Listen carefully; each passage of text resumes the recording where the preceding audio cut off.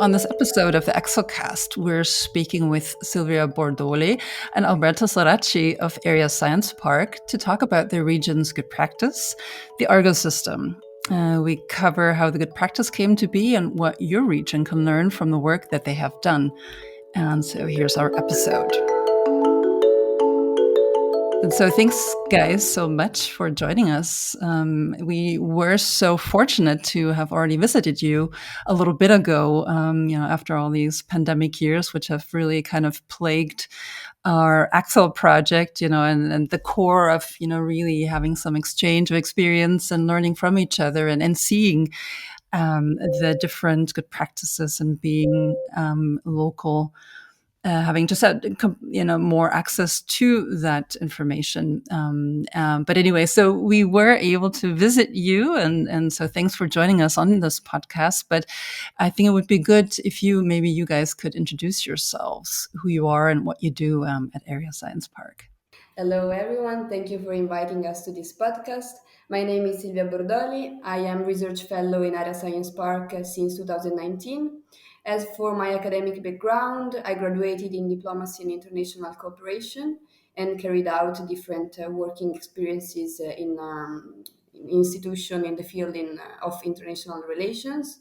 And here in Area, I work in the International Project Office as well as in the framework of the ARGO system. The focus of my research is smart mobility.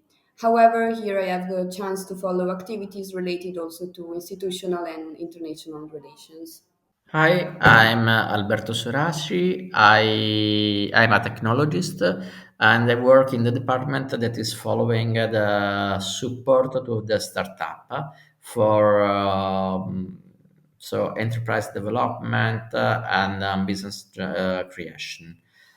I joined in Aresans Park in 2019, and before I was the head of a technology transfer department of a business innovation center in Italy, where I followed also the part related to the international cooperation and all the relationship with the European Commission. So now we are also focalizing on the cultural and creative sector here in area, and we are working to support an ecosystem of startups working in this field. That is very challenging, but really full of life and full of spirit, I would say. Before we go into what you do at Area Science Park and also maybe the ARGO system, I think it's always good to better understand, the real challenges or the problems that you're trying to solve with that good practice, because it's also, in a way, our focus in the ACSELL project is, to go for, demand-driven innovation or, starting with the challenge as such. So could you tell us about more the problem that you were trying to solve, or what was the challenge in your region that you tackled with this? So, in the region, there was the need to have a systemic approach, I can say. So, an approach that could support sustainable development but also economic growth, optimize local investments and attract new ones, and an approach that was based on a close collaboration between industrial, research, and public sectors. In addition to this, there was also the necessity to support industrial development as well as the process of digitalization and innovation through research, project design, and advanced training activities. And in addition to this, I'd say that another need was to develop collaborations among different actors existing in the regional ecosystem and in the field of innovation and development. And after 3 years of experience of the ARGO system, the system has acted as a system integrator. We like to call it like that. So has consolidated its ecosystem in the region, in the Friuli Venezia Giulia region.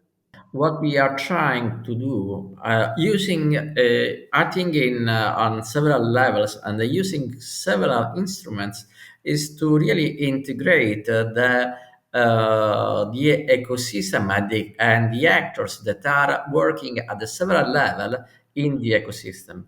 For example, just to give you a practical example, in the sector of the cultural and creative sector, we are cooperating and trying to integrate the activities of all the business support organizations that are in the region. So working closely with the certified incubators, with the fourth certified incubators, and trying to develop a system where all those actors are cooperating together. And now we are setting up a cluster in the cultural and creative sector in order to trigger again much more the cooperation between the research side, the business support organization and the industries, and the public government.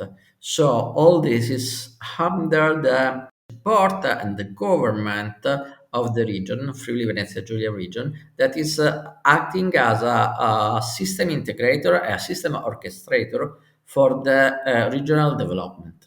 Great, thank you so much. I think that's very interesting that you also mentioned this systemic approach first of all, and then the development, ending now in kind of a setup of an ecosystem that also interlinks to cluster developments. And talking about this sustainability of those ecosystems, the setup of those ecosystems, maybe we can talk a little bit about transfer of knowledge here. You know, what we can learn as other regions from you, since you did this journey already, as setting something up, you were able to allocate resources, etc. So, out of your perspective and with all your expertise, what are the key resources you would need in order to set up such a form of a systemic approach, or to build up an ecosystem? So what is essential, let's say, as a key resource, which we could take as learnings out of our talk today? In my opinion, first of all, I think that to successfully have a positive impact in the field of research, development, and innovation, but as well as to effectively support the green and digital transitions that are challenges that we all have to face right now, there must be a strong connection and synergies with policies and strategies at different levels, so regional, national, but also European level. And of course, policies and strategies are followed by funding and financial support for research and development projects, for example. Therefore, there is the need to have the necessary public support and to be in line with institutional and development priorities. And it is also necessary to leverage and create synergies within the resources made available by actors with the already available resources in the region, for example, in the territories where we are going to operate, by integrating them, for example, also with other funding opportunities, with the European Research Development Funds, for example, or other financing. Hmm. So it started uh, out of a bottom-up process, right? I mean, you were first of all more or less working probably on a volunteer base in the beginning, on a regional, local level, driven probably by research scientific institutions, and in close collaboration with the regional policy actors, or what is the other way around, that there was a strategy, a regional strategy, and so how was the development exactly there, or not? I don't know exactly, but we are not historians here. But I don't know. So what was it, more research driven or kind of policy strategic? Both. We can say both. Why? Because ARGO is a system, so it's a program and it's coordinated by Area Science Park, that is the public research institution. Area Science Park is a scientific and technology park. So here we have different enterprises. In the first years of its activities, Area was the coordinator of the park. So with it gave the facilities to enterprises, for example, services, and being a national public research center, it's public and so related to national priorities, for example, and strategies, as well as regional ones. ARGO System was created thanks to a memorandum of understanding between the region, the Ministry of University and Research, the Ministry of Economic Development, and Area Science Park. So, of course, there was a strong push from the public sector. As you said before, we had double layer. From one side, working on the ground, we had some instances that came from the territory. The systems were driven to the public sector. From the other side, the public sector, together with the public sector, we developed the strategy, the general strategy that was coordinated in this memorandum of understanding with the region, and with the ministries. So we have this double side approach. From one side, the bottom up, and from the other, the top down, where we were in the middle, creating the condition to trigger and the innovation by the companies. So working closely with the company, and from the other side, creating the condition to innovate and stimulate innovation. So providing example, like in our living lab, in our demonstrator, so providing good example to the companies in order for them to trigger the uptake of innovation. We know that we are working with the real micro and small enterprises. Therefore, it's necessary that we show some possible option of innovation that they can uptake, because otherwise they will not develop, or in few cases they will develop by themselves innovation. So most of the case they need to uptake innovation that has been developed in other context. So our role as a technology transfer organization, as you said at the beginning, was to favor this match between demand and the fear of innovation that we have done also with this layer of the demonstrators, and also by interviewing with the companies in order to understand their needs and provide them a path to innovate, to the innovation side. Yeah, it seems like you really take on an extremely important role as an orchestrator, and having, in both directions, kind of a connection, maybe also even a neutral role that everybody can also trust, and yeah, provide that necessary infrastructure as well, to the innovation activities, and some kind of a large ecosystem, right? Especially for SMEs who don't have those facilities, and then with you have just access to so much more information, data, and instruments, equipment, whatever else. So that's quite, yeah, seems like you really take on an extremely important role. How would you describe your uniqueness, I guess? Do you, compared to maybe to other science parks, or, maybe describe a little bit more the ARGO system? I don't know if you've really gotten into what you do or what the ARGO system is as such. So maybe that's a good point to talk more about that. So ARGO is, as I said at the beginning, a complex program based on a hub and spoke model and built following a heuristic approach. As I said, ARGO is coordinated by area and is financed and supported by two ministries and the region. And these three actors also form the executive secretariat that manages the governance of the system. To help you know Argo, but to help maybe our listeners understand better, I suggest to imagine a net composed by lines and dots, and the dots are the hubs, so physical places of the system, whereas the lines are the spokes which connect the dots, and in particular they represent the channels to enter the system and represent the services offered by the system. Which services? Argo is composed by four main pillars. We call them assets. And the four assets have different structures and different focuses. I mean, they focus on different specializations. The four assets have four colors. The red asset, industry platform for Friuli Venezia Giulia, is a digital innovation hub. So it is an open and inclusive platform designed to support the digital transformation of small and medium enterprises.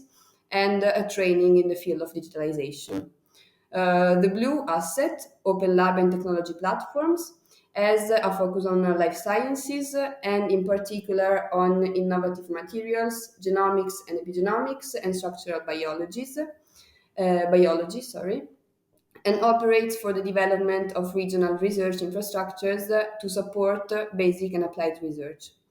The green asset, so green technologies for ecological transition, focuses on environmental sustainability as driver for development and business competitiveness, with a particular focus on circular economy and industrial symbiosis. And the fourth asset, the yellow one, Lab for Tech, the one Alberto was talking about before, is specialized in business creation, and in particular on the implementation of support processes aimed at new innovative startups, focalized on different sectors, for instance, cultural and creative industries, green technologies, digitalization, and life sciences.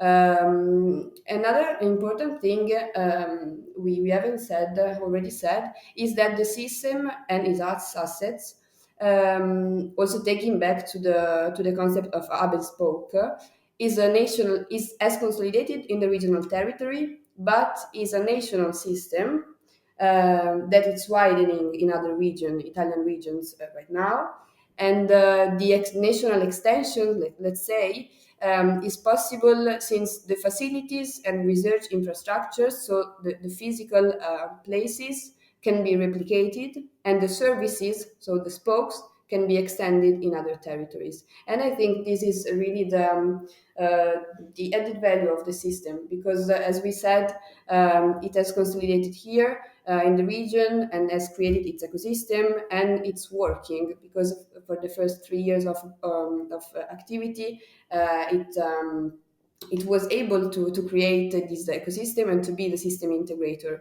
But the real challenge, as we said, the difficulty is that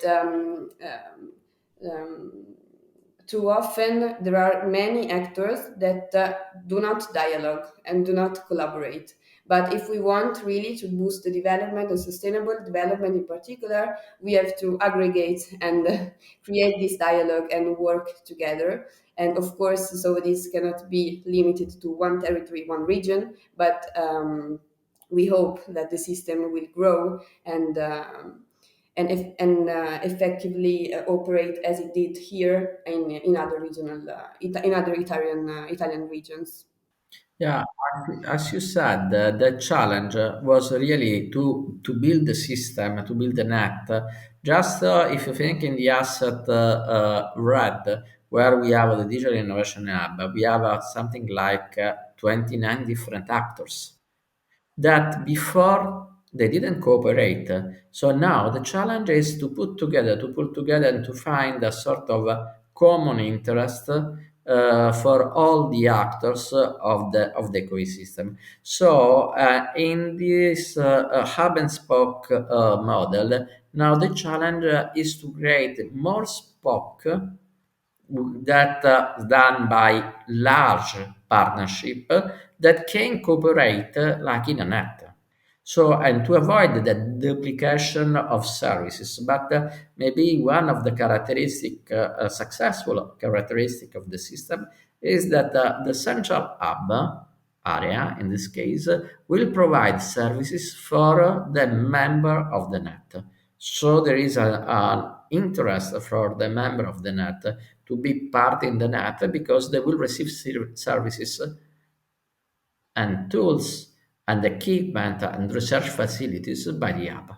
Yeah, I was gonna ask because yeah, I think this challenge is everybody's confronted with in a way, right? How do you get people to collaborate? How to transmit this understanding or this mentality, of open innovation? And what is the secret to your success or to your recipe? How do you, or what have you learned, in trying to bring people together and maybe, as you say, create more spokes between the hubs or the nodes?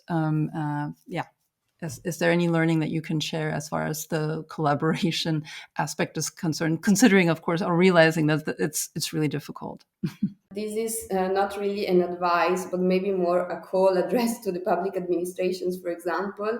There is the necessity for sure to have a strong public support, because when we are operating in the field of development, and consequently there is the need to be in line with the regional, national and European strategies and policies, we have to be supported by the public sector. Yeah, and the other is to be able to provide a real added value for all the actors of the systems, because all in this case, and using something that you said before, to have a neutral role. So we are not obliging anyone. We have a neutral role, and all acting as a sort of peer level with the others. And this neutral role gives us the recognition that we are working for the benefit of the system, not for our benefit.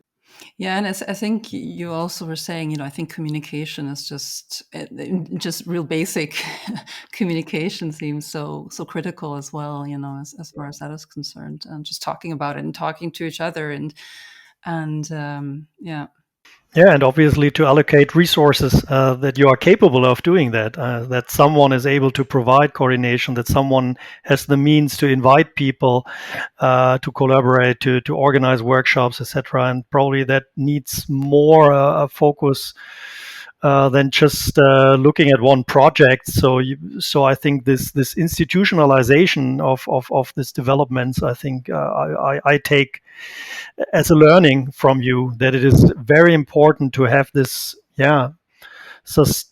sustainability also in the financial scheme, which provides you with the means to really do this on an everyday base, and to bring those people and organizations and actors together, which is so important. But we often forget about that you need the resources that you are capable to do that, and that this is not volunteer work. It often starts with the volunteer work, but it needs resources. It needs people that are professional and skilled in doing this, and are dedicated, and are allowed to to do this relationship work, right?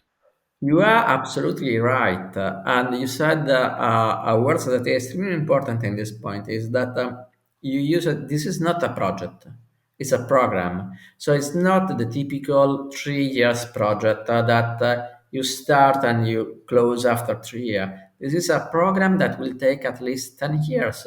Also, because as we said before, it's also the point is to change the mindset of the people, to define some common interests and common points. And this can be done in 1, 2 years. This can be done in years, in decades.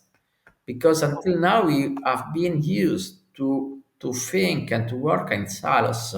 While here the needs, it's also because we are working in a multi-level system society today, and we need to break the silos, and we need to cooperate to find a system where several also topic and discipline are working and talking together. So we are providing the platform, the instrumentation that is not just in one sector but in several, and our instrumentation it's open for everybody.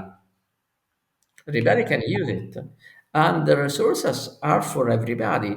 In this moment, we have the regional funds that we are. So the system is for mainly at the beginning was for the region, but after will be and is currently is for the nation. So the idea is to provide this benefit for all the organization in Italy, and even if we will be more focalized, because the idea is to extend this model in other contexts. So, because as you said, we need resources to do this. For sure, I think that we notice in these years of operation of the system is that there is more and more need to be cross-cutting. And we experience that with the activities of the four assets, for example. And this is also why we are trying to further promote dialogue and exchange among them. So be cross-cutting, transversal.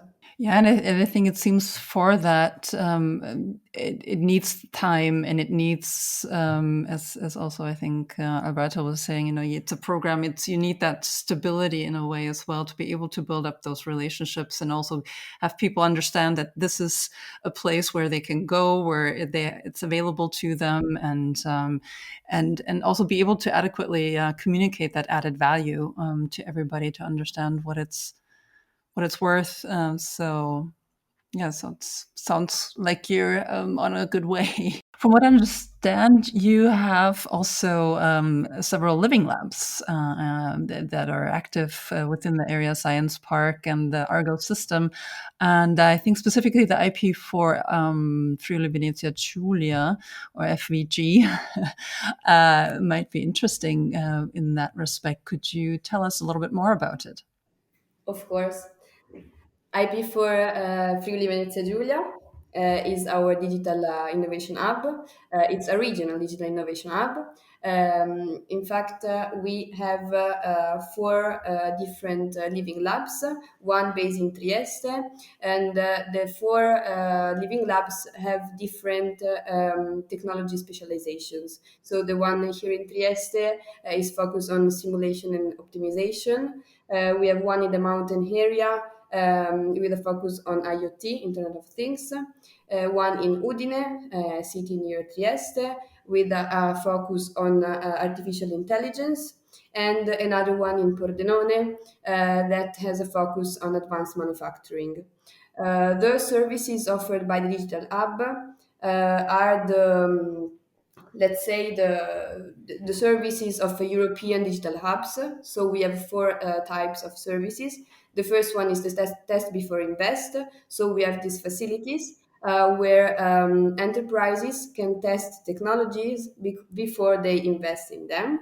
And I think they are really important because they start from the very needs of enterprises. And talking about Friuli Venezia Giulia and SMEs, this is fundamental because often we have small but also micro enterprises, so the need of digitalization maybe is very low. So we start with the technology assessment, and then thanks to the demonstrators, the nodes, however you want to call them, living labs, they can test these technologies.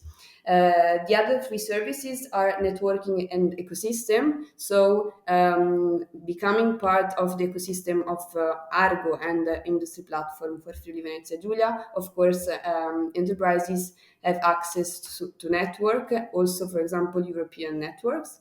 And the third service is access to finance. So we support enterprises in finding investments and fundings for their digitalization processes. And the last one is skills and training. So we offer training, for example, to ICT operators in the field always of digitalization. Thank you so much for your time, for all the learnings you shared with us. I think it's a very interesting program. We were thrilled to be there. We were thrilled to listening to you today, and we are thrilled to hopefully keep in contact and share our learnings and the transfer of knowledge also in the future. So thank you so much to Silvia and Alberto for joining us for today's episode, and thank you, of course, our listeners for joining us as well. And everybody, be sure to check the show notes to see where you can find more information about the ARGO system, about Area Science Park, and if you like, also about Interact Europe and the ACSELL project. This podcast was created by myself, Dani Buhr, as well as Sandra Evans and Christine Hopkins. Thank you all for listening, and talk to you soon.